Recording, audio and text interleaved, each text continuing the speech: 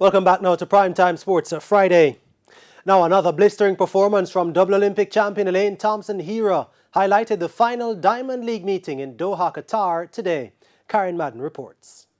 The 2016 double Olympic champion, who was returning to Doha after a disappointing 2019 World Championships where she failed to win a medal after being hampered by a bothersome Achilles injury, came into Friday's Wonder Diamond League basking in confidence after registering a world-leading 10.85 in Rome last week.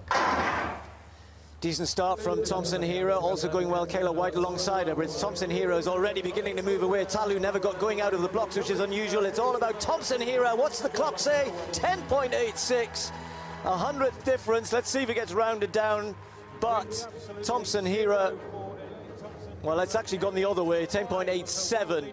Nonetheless, another stunning performance. She lived up to the favorites' billing with a fast 10.87 seconds. World Championship bronze medalist Marie-Josée Talu of the Ivory Coast was a distant second in 11.21 and Kayla White of the United States third in 11.25. Thompson-Herah's MVP teammate Antonique Strawn of the Bahamas was fifth in a season's best 11.42.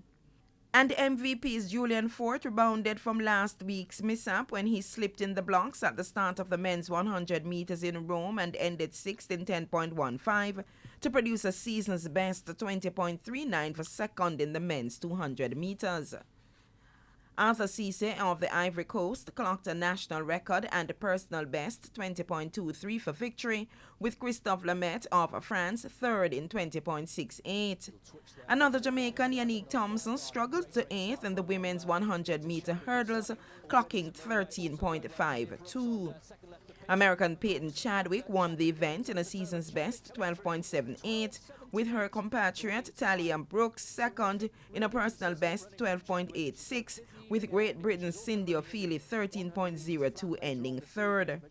With the COVID-19 pandemic resulting in a truncated season, athletes will now go on holidays before resuming training ahead of the 2020 Olympic Games, which remains on the card for the summer of 2021. Karen Madden, TVJ Sports.